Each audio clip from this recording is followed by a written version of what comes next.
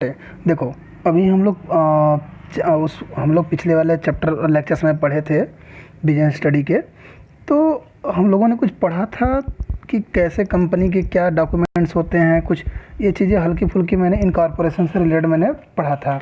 जैसे कि हम लोगों ने पढ़ा था कि इम्पोर्टेंट डॉक्यूमेंट, बट उससे पहले हम लोगों ने पढ़ा था formation of company. Formation of company में क्या था, नेम अप्रूवल वगैरह कैसे लेते हैं हम लोग, और जो है कि feasibility studies, identification of business opportunities, ये सब चीज़ें हम लोग फंक्शन ऑफ प्रमोटर मैंने पढ़ रखा था।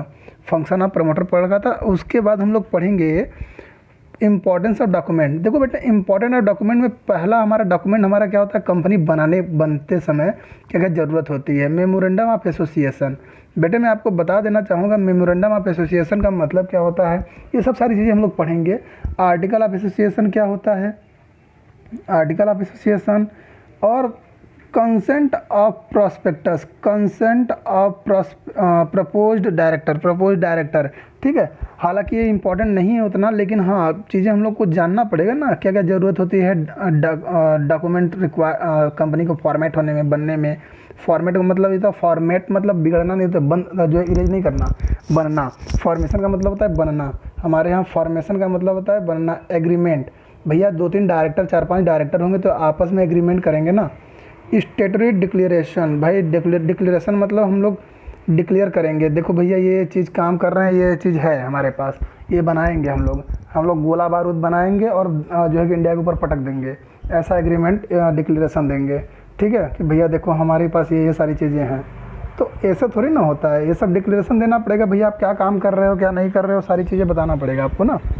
तो कह रहा है कि देखो क्या क्या होता है मेमोरेंडम ऑफ एसोसिएशन। असल में मेमोरेंडम ऑफ एसोसिएशन का मतलब क्या होता है, देखो मेमोरेंडम ऑफ एसोसिएशन, देखो memorandum of association principal document, ये पता है इसको सीधे सीधे प्रिंसिपल डॉक्यूमेंट बोलते हैं। सीधे आंख बंद करके बोलो प्रिंसिपल डॉक्यूमेंट।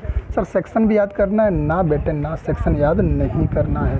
ठीक है, कंपनी एक्ट 2013 में देखो क्या बोला गया है, memorandum of association means memorandum association of a company a original form or as altered from time to time presence of any provision company law, मतलब कंपनी लॉ और ऑफ दिस एक्ट कह सकते हो। सीधे कोई भी चेंजेस आते हैं लॉ में, कोई भी कंपनी लॉ में चेंजेस आते हैं तो बेटे हमको क्या करना पड़ेगा, अपने मेमोरेंडम में आपको बताना पड़ेगा। जैसे मान लो कंपनीज एक्ट 2013 में कहा गया है कि कंपनियां जब बनती हैं, जिस समय कंपनी बन रही थी 4 डायरेक्टर हो गए, 1 डायरेक्टर का मर गया, तो आप जैसे ही या फिर कंपनी भारत सरकार कोई लाती है, रूल रेगुलेशन लाती है, तो आपको उस रूल रेगुलेशन के तहत आपको काम करना पड़ेगा और बोलना पड़ेगा कि भैया देखिए हम ये काम करते हैं, ऐसे ऐसे काम करते हैं। ठीक है, इस तरीके गवर्नमेंट के गाइडलाइंस के हिसाब से हम लोग काम करते हैं। बात समझ में आ रहा है।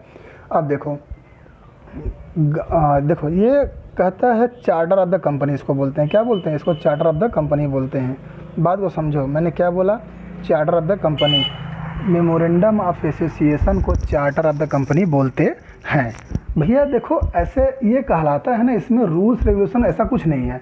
इसमें क्या होते हैं, देखो डॉक्यूमेंट एक ऐसा डॉक्यूमेंट है जब कंपनियां बनती हैं, तो ऐसे समझो कि मान लो तुमको क्या कंपनी का नाम क्या होगा, अब कंपनी का जगह क्या होगा, कंपनी में कितनी कैपिटल लगी होगी, उसका कंपनी का ऑब्जेक्ट क्या है, ये सारी चीज़ें, ये सारा का सारा खेल कहाँ होता है, लिखा होता है मेमोरेंडम ऑफ एसोसिएशन में लिखा होता है। ठीक है, मेमोरेंडम ऑफ एसोसिएशन देखो कह रहा है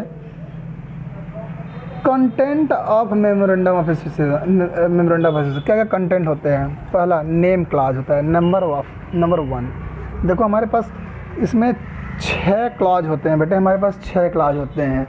यन से नेम ऑफ क्लॉज, भैया नाम होगा कंपनी में, कंपनी का नाम क्या होगा, ये कंपनीज एक्ट के तहत जब मेमोरेंडम ऑफ एसोसिएशन बनता है ना, कौन बनाता है सर, ये वकील लोग बनाते हैं या फिर सीए वगैरह बनाते हैं।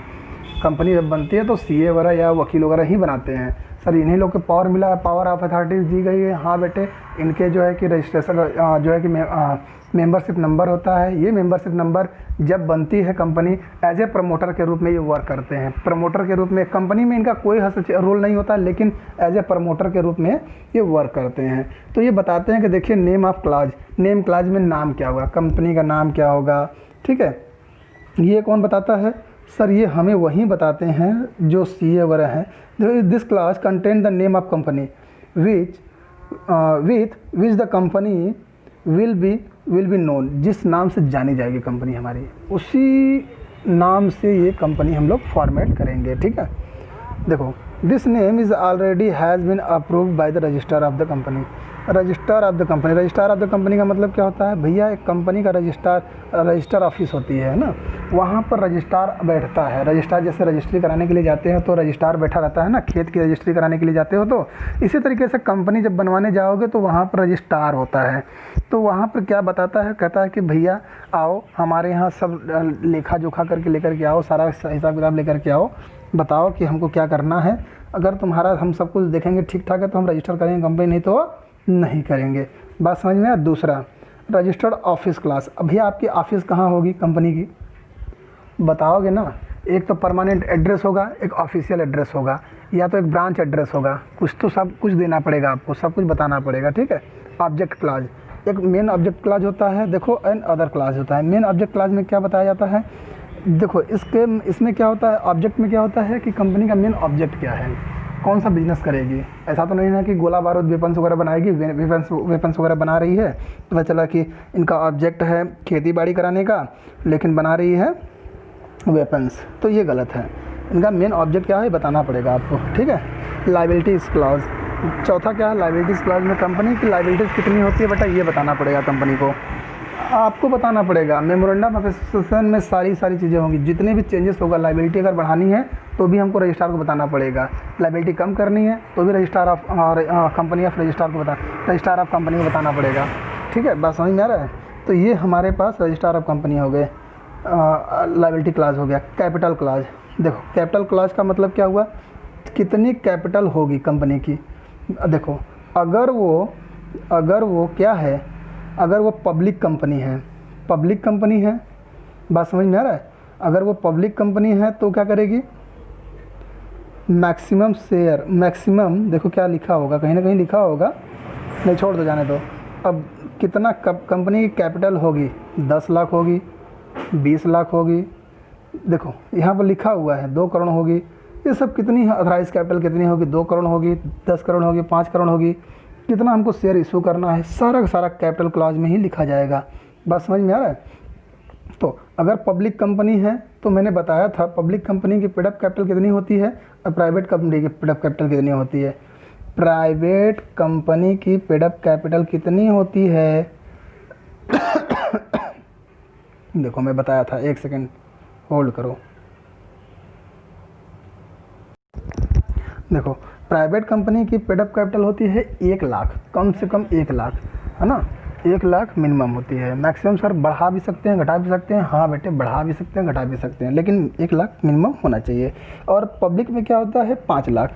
पब्लिक में प से पब्लिक 5 लाख, पी से प्राइवेट 1 लाख, ठीक है। तो देखो ये हमारे हैं हमारे कैपिटल क्लॉज। बात समझ में आ रहा है? देखो कैपिटल, ऑथराइज कैपिटल कितनी है, देखो लिखा हुआ है the maximum capital known as authorise capital, इसी को बोलते हैं ऑथराइज कैपिटल। मैक्सिमम कैपिटल को ऑथराइज कैपिटल हमारी, यानी कि अब उसी को ऑथराइज करा लिया रजिस्ट्रार ऑफ कंपनी से। भैया देखो हमारी 5 लाख की कैपिटल होगी और 1 लाख की कैपिटल होगी, पब्लिक है तो 1 लाख की या 2 लाख की, 3 लाख, 4 लाख की, जितनी होगी वो बताना पड़ेगा। मिनिमम कितनी होनी चाहिए? 1 लाख मिनिमम। सर 1 ही लाख से 1 लाख से नीचे नहीं हो सकते, अगर 1 लाख से नीचे तो रजिस्टर्ड नहीं होंगे, ठीक है। एसोसिएशन क्लाज, एसोसिएशन मतलब देखो यहाँ पर एसोसिएशन का मतलब होता है कंपनी में, कंपनी की एसोसिएशन, एसोसिएट क्लाज होती है। This clause signatories of memorandum of association state that there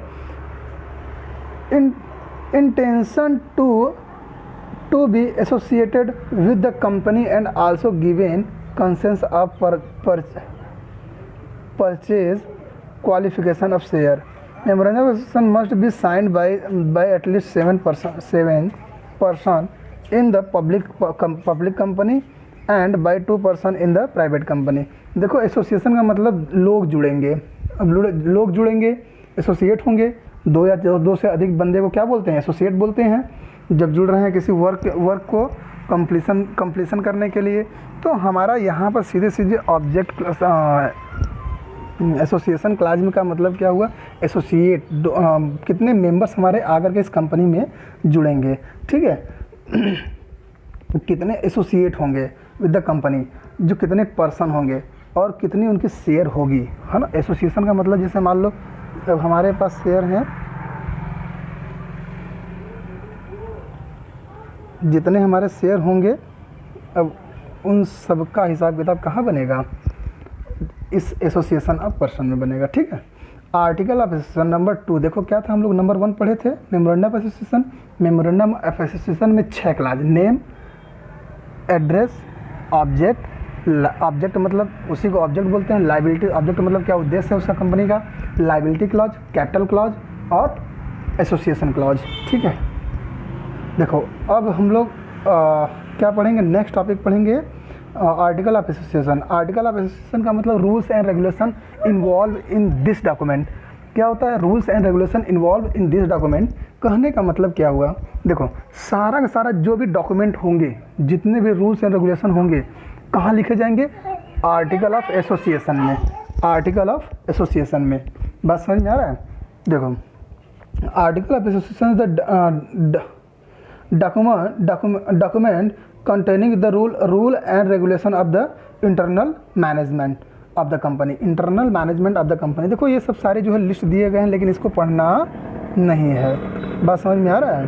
ये सब नहीं पढ़ना है, लेकिन आपको जानना है कि कौन कौन सा, देखो मेमोरेंडम ऑफ एसोसिएशन में आते हैं, आप आर्टिकल ऑफ एसोसिएशन में आते हैं। ये सब टेबल है। टेबल मतलब टेबल ए, फॉर्म होते हैं ना, ये सब फॉर्म के तहत जो है रजिस्ट्रेशन होते हैं। ये देखो सब फॉर्म है, फॉर्म टेबल ए, टेबल बी, टेबल सी, टेबल डी, टेबल ई, सब फॉर्म वगैरह होते हैं। तो फॉर्म वगैरह सब भरना पड़ता है, ठीक है। हालांकि जब तुम लोग प्रैक्टिकल करोगे तो सब सारी चीज़ें जानकारी हो जाएंगी। Incorporation of the company, incorporate कैसे होगा?